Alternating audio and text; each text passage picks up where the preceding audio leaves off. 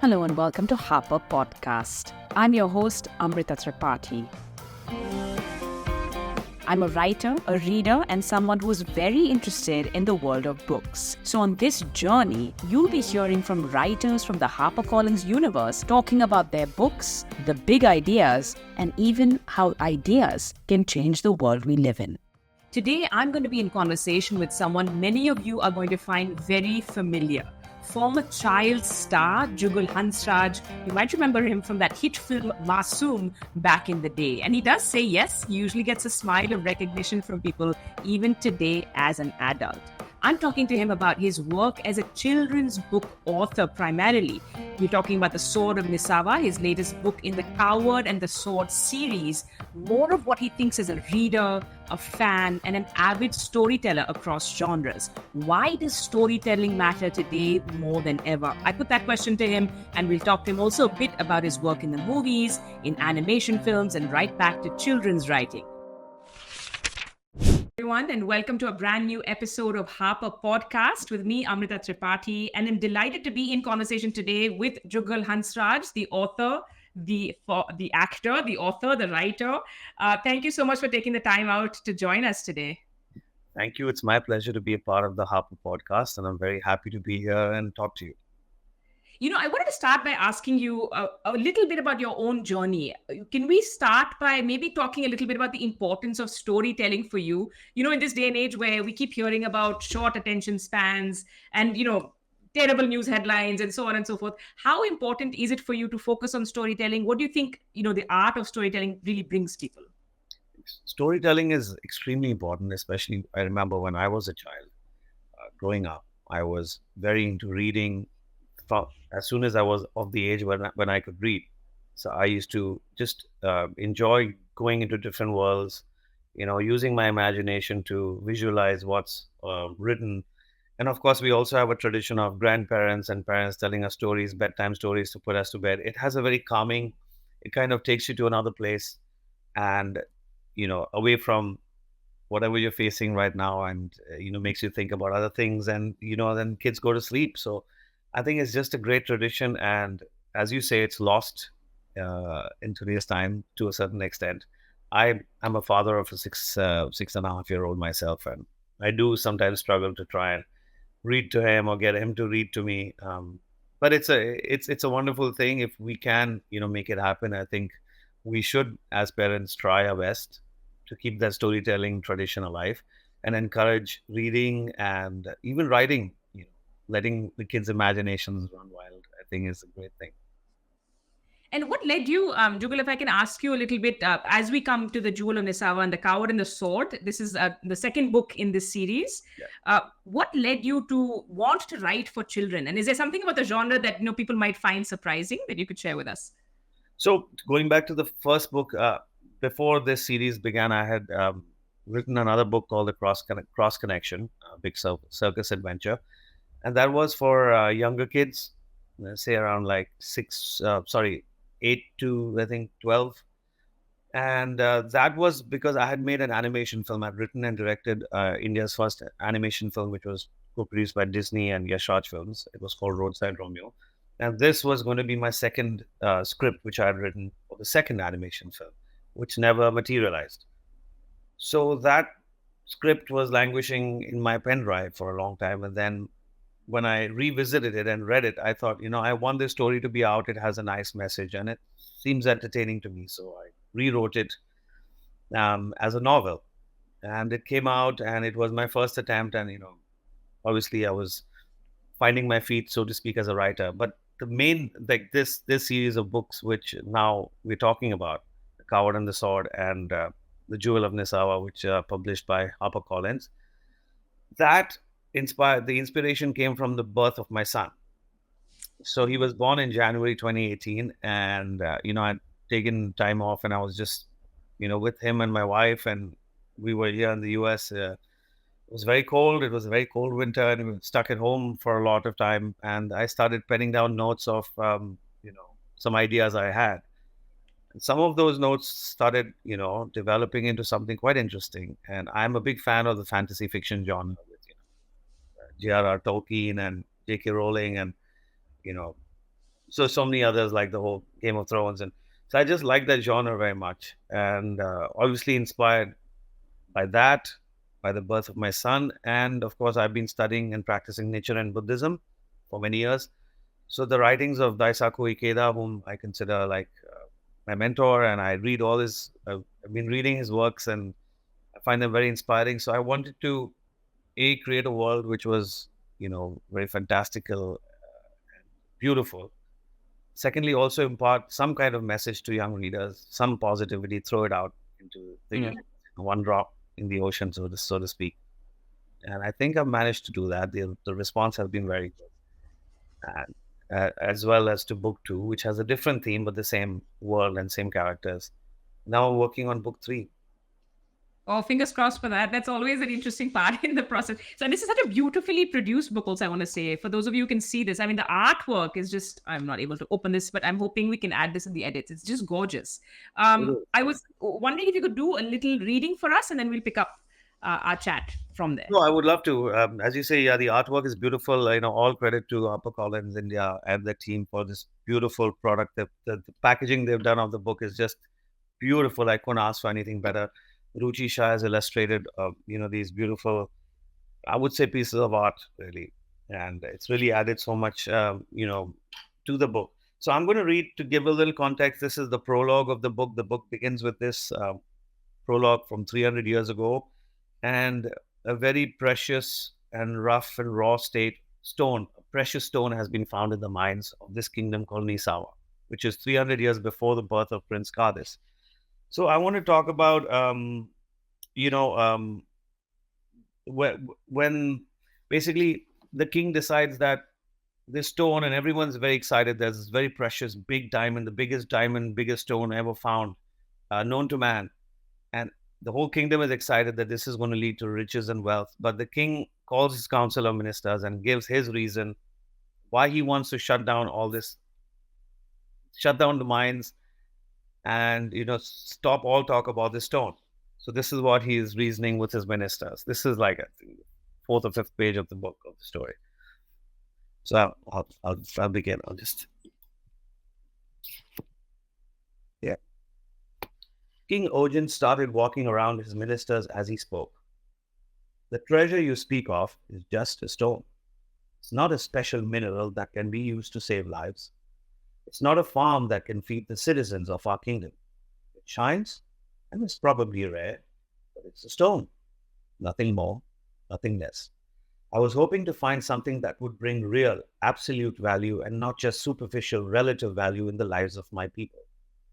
The day we start giving value to a stone and place it on a pedestal, giving it more importance than our people and our basic needs, the end will surely be closer than you can imagine. His council listening with rapt attention, the king continued. We have always prided ourselves on being honest and hardworking. We support and encourage each other. Once greed takes over, either one of our own or someone on the outside, our way of life will no longer remain the same. I firmly believe that our true treasure, our true jewels, are our people. There's nothing more valuable and precious than them. Let's treasure them and make sure they have the opportunity for the best life that we, as rulers, can provide. As their king, it is my moral duty to consider them and their safety my prime motive, rather than put the needs of a stone before theirs. Our beautiful land, which gives us food and shelter, is worth fighting for. I'm not afraid of that. But to endanger my own people over something as trivial as a stone, that's not worth even losing one life for. Knowing what I do of human nature, I'm certain that sooner or later word of the stone will get out and reach our enemies.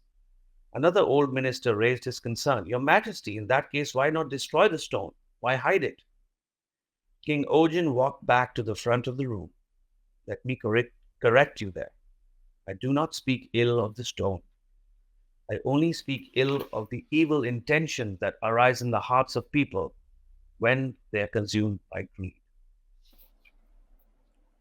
That's such a great point to leave us on, because now we're going to want to know what happens. Is he proved right? And that's beautiful. I mean, so is that part of the message when you say, you wanted to have a sort of message for kids? Is it partly to do about materialism and what we place our intentions. You also have this point. I mean, this thing of cowardice and bravery, and actually, working through your fears and such. Right. Can you take us through a little bit of those themes? Yeah. So the first book, the theme is anti-war. We put on the news, we look around us, there's strife and war happening everywhere. People are suffering, and the premise of the first book is against war, about the horrors of war, right? And there's no violence in the book. It kind of it happens, before the war. How it can be stopped. And the theme of that, about the cowardice you talk about, again, was inspired by a Buddhist quote from Nichiren Daishonin's writings. The first book was inspired by this one line: "A sword is useless in the hands of a coward." So it's like you may have the best sword in your hands, but if you don't have the heart to use it well, it's of no use. And the second one, the second book, The Jewel of Nisawa, the theme is about greed and the harm it can do to humankind. And the quote from the Buddhist study that inspired this book, well, I've credited the quote in both the books. This one is again by Nichiren Daishonin, 13th century Buddhist reformer from Japan. And this quote that inspired the second book is: "They not only mistake mere stones for jewels, but faced with jewels, call them stones."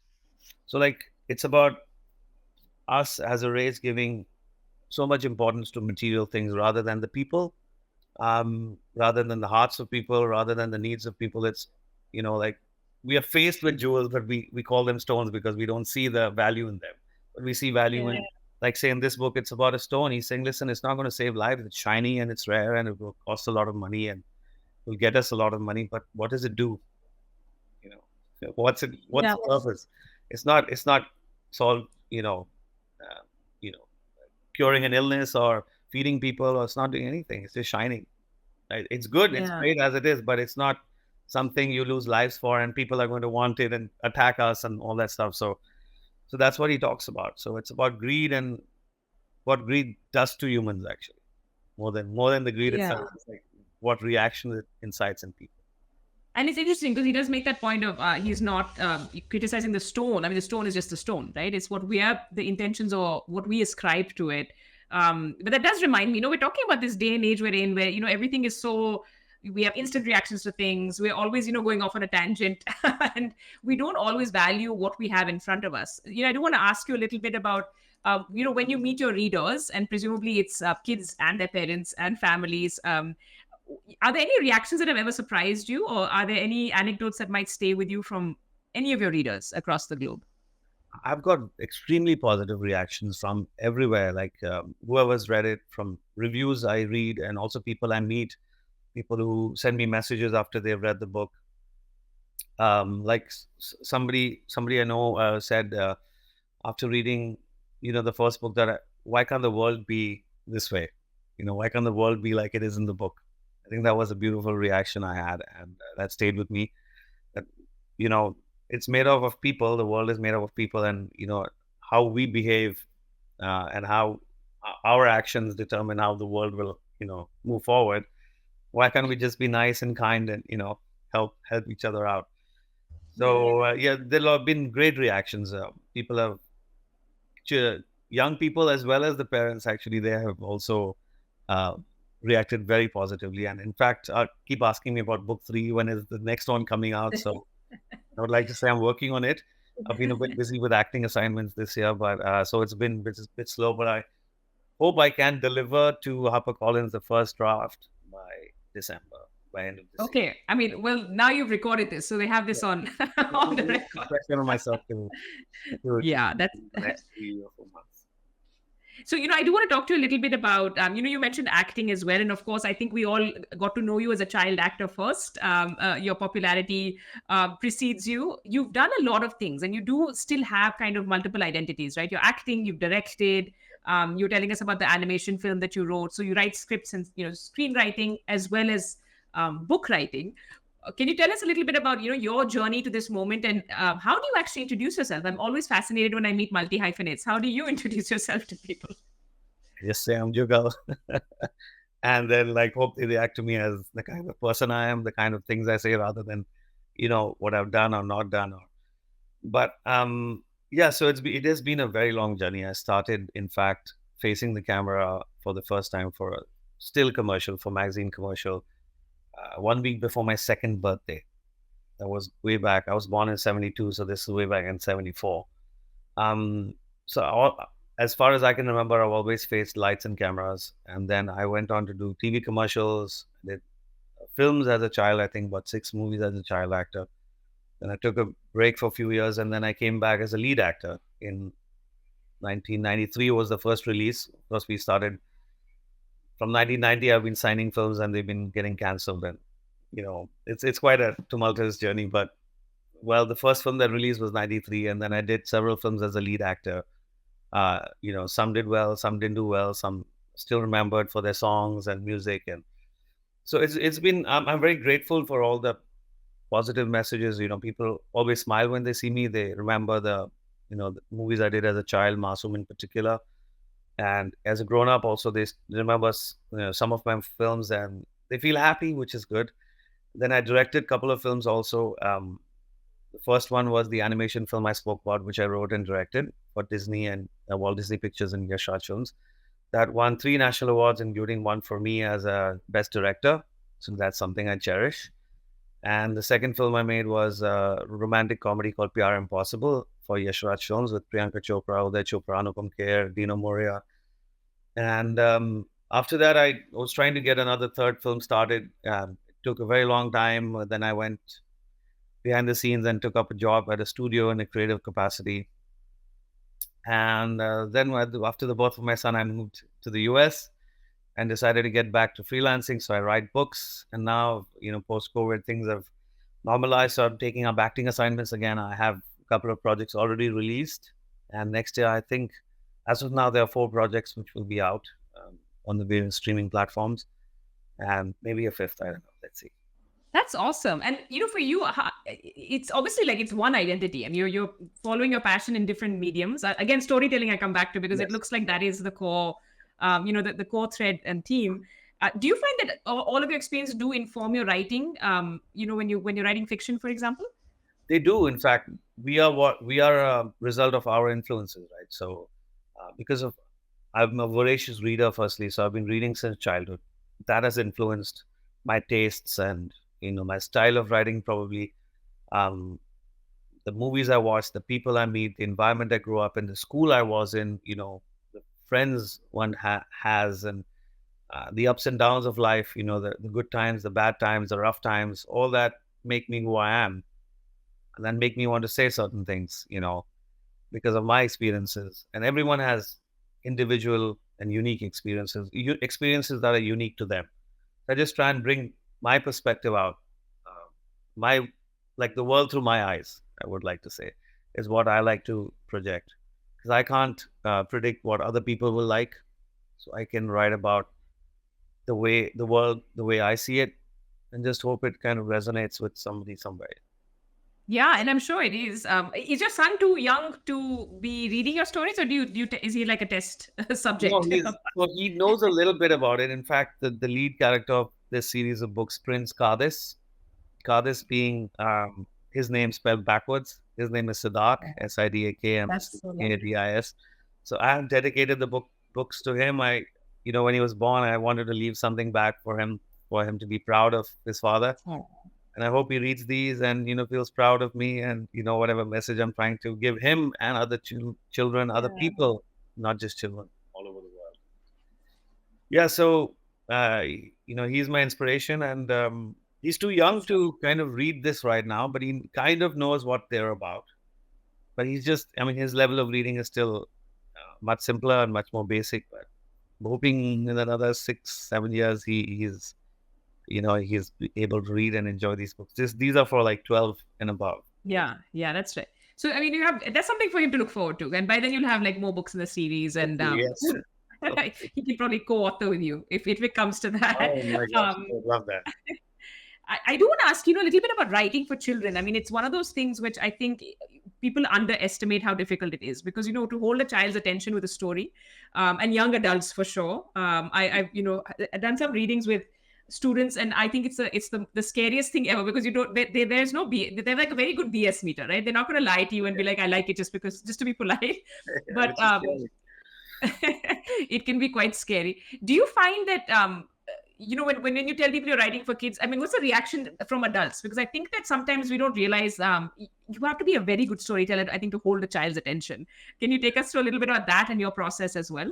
Firstly, the reaction when I tell people what I do is like, oh, it's like a very unusual way of, because we live in a world, especially where I live, is mostly finance people or doctors, and everyone's like, got this hustling kind of Yeah. morning to night and making money, and and being a doctor and everything, and like I'm like, I act and I write books. So it's like what is this creature? Who is this? What, who's this strange person from another world? So I do get like raised eyebrows, but people are quite impressed that you're doing creative stuff, and because not everyone can do it. Yeah. Yeah. I think it's a left side brain and right side brain kind of aptitude thing. So my brain leans more towards this. So it's funny. I quite enjoy saying that to Yeah. people. And getting the reaction that you get, especially Yeah, sitting in New York. yeah, but when I write for like children or young adults, or I generally write for all ages, but I don't. I'd like to respect the reader. I don't want to dumb it down for them. I want to believe, I trust their intelligence that they will get what I'm trying to say. So I don't want to make it very simplistic and spoon feed them. But it is simple in the sense as my style of writing is simple, because I don't like complicated stuff just to impress people and use, convoluted, devices to narrate a story. It's a story, it's like the genre I'm writing is a fable. It's once upon a time in a Yeah. kingdom far away, that kind of genre. So I'm trying to keep it to that, but the themes are not simplist. They're not simplistic, as in they're not dumbed down. Yeah. Um, that's when I'm writing, I'm thinking of and respecting the intelligence of the reader, whatever age they might be, whatever age group they might be from. And I think that a lot of adults read supposedly children's fiction, and I think that's I do. also like a right. It's quite yeah, same, exactly. And I feel like if you look at some of the best-selling books of all, I'm like, even The Little Prince, right? It's a classic. It's Oh not my God. right Yes. when you read it as an adult versus when you read it, it's just got layers and layers. And you had mentioned J.K. Rowling and Tolkien and Yeah. books that you enjoy reading. I think there's something beautiful about having that kind of readership that also grows up reading these books, because you can Yes. always go back to them. Yes. Um, I still go back to like Tolkien and Rowling, and even C.S. Lewis. yes, the Narnia. Yeah. I've revisited them for a long time, but I will. I should. Yeah, that was such influences. As you're growing up, it's actually it's pretty wonderful. But it does make me feel of like another era. And so somehow that you're doing this right now, for some reason, it is just giving this sort of vibe of juxtaposing the best of another era with what we probably need today. In all of this like modern, crazy, fast-paced There's world. there's iPads and Instagram, and Yeah. young kids are getting onto it and watching content all the time. And there's too much. There's like it's too Yeah. much for their little brains to process, and sometimes I feel it's just better to sit down and listen to the whole story. Yeah, exactly. The way you were talking about, storytelling and our grandparents and that kind of tradition, which I think parents, struggle to also bring back. I do want to ask you, because this is also such a visually rich, book, and you already gave a shout out and credit to Rushi Shah for those amazing illustrations. But given your, the industries you juggle, is this something you would see translating also when you're done to screen, like big screen, small screen? No, definitely. In fact, being from the movie business as an actor and director, I see what's happening first, and then I write it down. Ah, I'm like visualizing a scene. Like in my head, it's opening like a movie. Like the fade in, the shot of this blue sea and this castle on top of a hill, and so I'm actually seeing the visual as if I'm watching a show or a movie, and then I oh, write it amazing. down. So that I can't take away from me. That's who I am. Yeah. My life has been spent, doing this or trying to do this, depending on what phase of my life it is. But yeah, I would like to ultimately see it as either one film per book or one season per book. I think it Yeah. lends itself very well. very rich visually. You can really, go to town with the scale of it and make it like as big scale as depending on who's funding it. But also, the core story is very human and very emotional. So it's got a balance of something deep to say Hmm. and on a rich visual canvas. So I think it lends itself very well to fantasy content like season or Yeah. more. So Yeah. Yeah. Maybe several seasons, like you said, maybe a book per season. That'll be very cool by because the then time you you're can done. actually get into character building and world building and visuals and Yeah. then Yeah. taking your time to over 8 episodes to build the book up and then go on to book 2, season 2, and then That's, so on. yeah.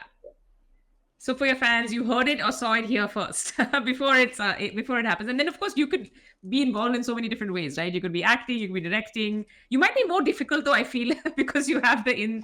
I Sometimes know. they say writers shouldn't be part of the I think it part of would. the project. I think it would be best if I just, if someone wants to take the rights, I give it to them and then step back into the shadows and hope and pray that they do justice to it. But do you think that would be something particularly painful? Because we keep hearing, right? I mean, it is sometimes better for writers to just do that, to give their blessing and kind of be like, it's a new project, Yeah. and make your piece for that. Why is it such a difficult thing to do? And what It's can you like shed light on? it's like your baby, right? You've written it and you're creating these characters out of thin air. There's nothing. It's nothing. Yeah. It's just a thought, which then you put into, and then it becomes a physical book. So it's something you spend a lot of time and effort and love. That is this for me. The books are a labor of love. So for Yeah. like giving a child away, it's like when I wrote the script of my first film, Roadside Romeo.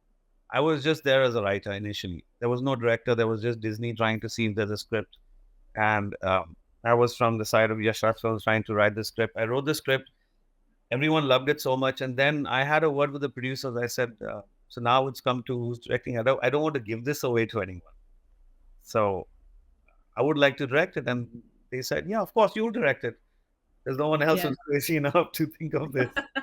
And then because at that time nobody else had ever made an animation film. So anyone who was making it would make a debut, right? So why Yeah. not the writer? And I've obviously come with some experience of being on set and working with various directors, and so I got the job to direct that script. But it is very difficult.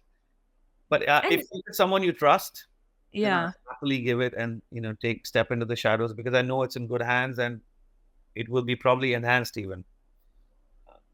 So it depends who it is.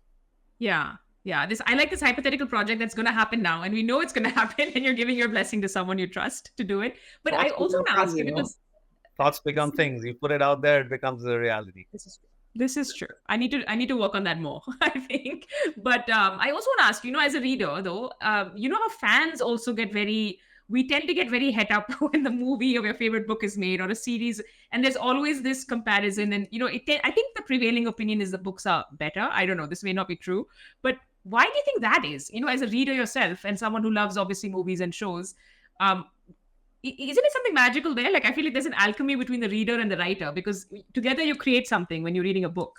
And I think as fans, we also tend to feel like we have ownership over the creative product, right?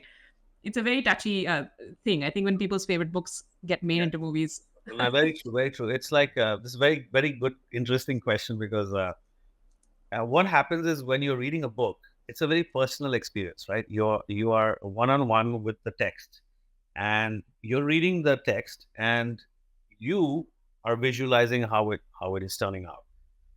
So it's playing visually only in your mind, which is unique to the reader. Now, the person next to me reading the same book will see it in a different way, and so on and so forth. So everyone is seeing it based on their imagination, their influences. They are seeing the character in a certain way visually. Well, when it comes on screen, it's that person's vision, right? So it's how the director and the producers and those people making that project are seeing it. So it's very difficult to match what I have imagined to be the same on screen. So it's a very difficult thing to do. So Yeah. I suppose the trick is to concentrate on the core, the emotion of the text, and bring that out to screen, and then whatever the visual is will connect. is what I believe. So same thing happened when I read. So I saw the Lord of the Rings series, and the Tolkien book was very like even the Hobbit and Lord of the Rings. I really enjoyed it because I don't know, there was something about what Peter Jackson did. Firstly, he took 3 hours, he made it into a 9 hour movie, right? Yeah, that's true. So there was a lot of nuance, and he really brought out the core of that book. With the Harry Potter series, they made one movie per book, right? As in, like Lord of the Rings was 3 movies for that big book. So I somehow felt, oh, this is missing, that is missing, because there was everyone has favorite parts of the book, and sometimes they're not put into the final script because of length reasons, because they have to fit everything in 2 hours, and that person's vision of what the core of the book is might be different to mine. So they might eliminate certain sections of that book, which I find very appealing. Like even with the Jungle Book, which Rudyard wrote, the new version, the live action version they made, didn't have that song "Bare Necessities," and almost wanted to put the film off. I said, I don't want to watch this without Bare Necessities, because it was their vision, but it very difficult to match it with, the person who's read the book. So it is a very tough thing to do.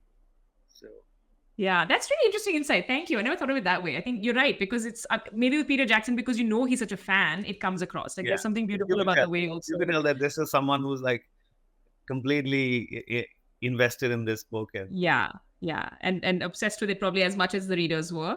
As we wind down this episode of Harper Podcast, I'd love for you to share any message for your fans, your readers of any age. What would you like to leave us with? I would like to tell them to keep reading, keep using your imagination.